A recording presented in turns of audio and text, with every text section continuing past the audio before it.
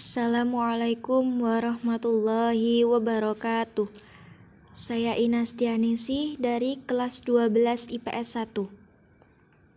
Saya di sini akan menjelaskan sedikit materi, yaitu lahirnya politik luar negeri bebas aktif. Setelah proklamasi kemerdekaan 1945, Indonesia belum memiliki rumusan yang jelas, akan tetapi sudah memiliki landasan operasional yang jelas, yaitu 1. Memperoleh pengakuan internasional terhadap kemerdekaan RI. 2. Mempertahankan kemerdekaan RI dari segala usaha Belanda. 3.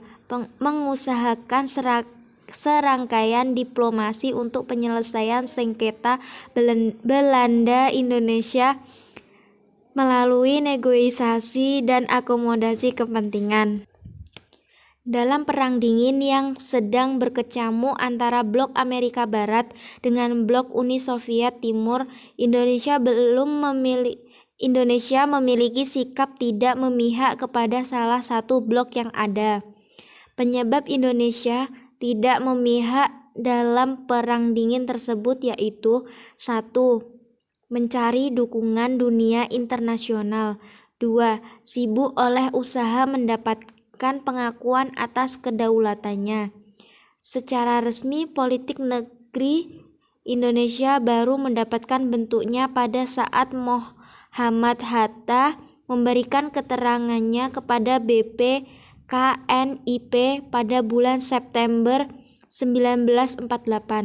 Dari pernyataan Muhammad Hatta terlihat bahwa Indonesia berkeinginan untuk tidak memihak salah satu blok yang ada.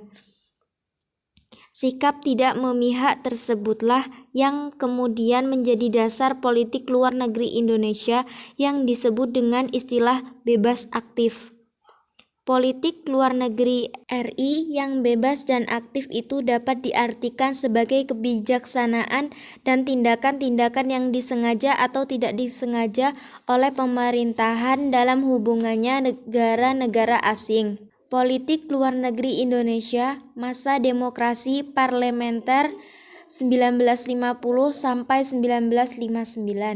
Prioritas utama politik luar negeri dan diplomasi Indonesia pasca kemerdekaan hingga tahun 1950-an lebih ditunjukkan untuk menentang segala macam bentuk penjajahan di atas dunia, termasuk untuk memperoleh pengakuan internasional atas proses dekolonisasi yang belum selesai di Indonesia, dan menciptakan perdamaian dan ketertiban dunia melalui politik bebas aktif.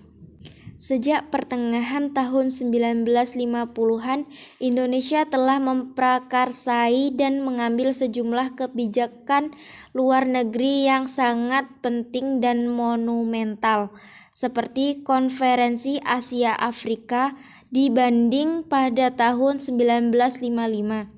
Salah satu implementasi adalah keikutsertaan Indonesia dalam membentuk solidaritas bangsa-bangsa yang baru merdeka dalam Forum Gerakan Non-Blok atau GNB.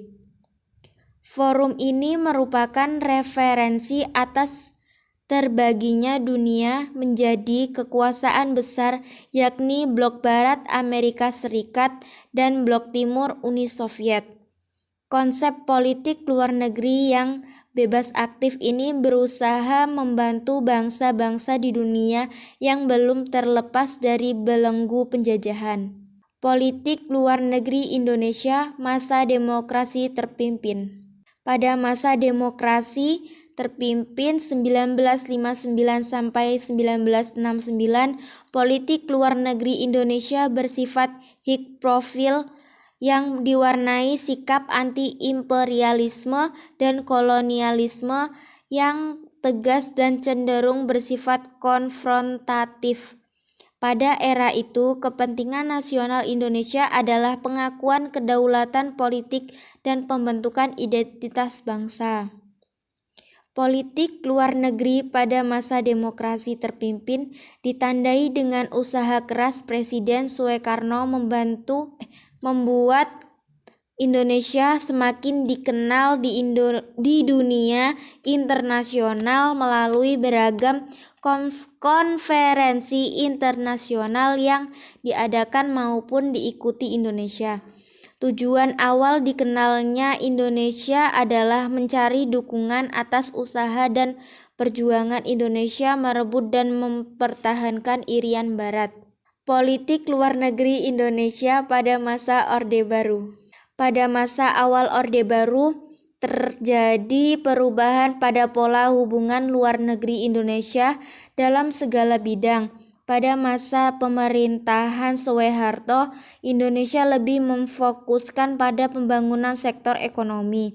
Pembangunan ekonomi tidak dapat dilaksanakan secara baik tanpa adanya stabilitas politik keamanan dalam negeri maupun di tingkat regional. Presiden Soeharto mengambil beberapa langkah kebijakan politik luar negeri Polugri, yaitu membangun hubungan yang baik dengan pihak-pihak Barat dan Good Neighborhood melalui ASEAN. Titik barat pembangunan jangka panjang Indonesia adalah pembangunan ekonomi untuk mencapai struktur ekonomi yang seimbang dan terpenuhinya kebutuhan pokok rakyat. Selain ASEAN, keterlibatan Indonesia dalam membentuk kondisi perekonomian global yang stabil dan kondisi serta memaksimalkan kepentingan nasional, Indonesia juga masuk sebagai anggota negara produsen atau penghasil minyak dalam OPEC. Orientasi politik luar negeri Indonesia di awal reformasi masih sangat dipengaruhi oleh kondisi domestik akibat krisis multidimensi dan transisi pemerintah.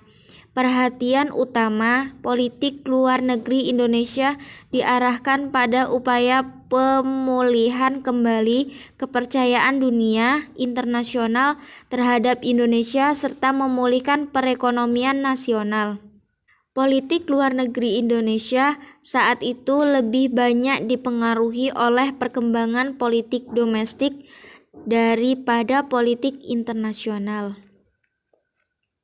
Pada masa awal reformasi yang dimulai oleh pemerintah Presiden B.J. Habibie disebut dengan usaha memperbaiki citra Indonesia di kancah internasional yang sangat terpuruk sebagai dampak krisis ekonomi di akhir era Orde Baru dan kerusuhan pasca jajak pendapat di timur sampai timur.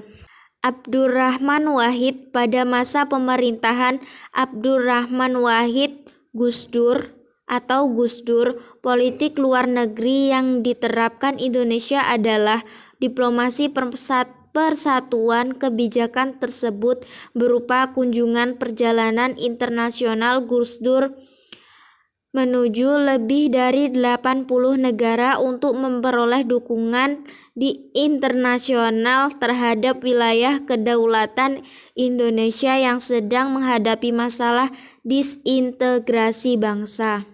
Megawati diplomasi ke negara-negara lain juga diterapkan pada masa pemerintahan Megawati tahun 2001 sampai 2004.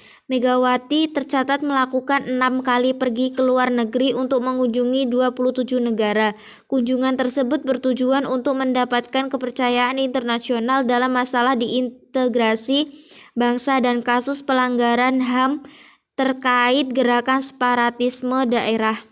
Selama era kepemimpinannya, SBY berhasil mengubah citra Indonesia dan menarik banyak investasi asing dengan menjalin berbagai kerjasama dengan banyak negara pada masa pemerintahannya. Politik luar negeri Indonesia di masa pemerintahan SBY diumpamakan dengan istilah mengarungi kelautan bergelombang, bahkan menjembatani dua karang. Indonesia berhubungan baik dengan negara manapun sejauh memberikan manfaat bagi Indonesia. Terima kasih.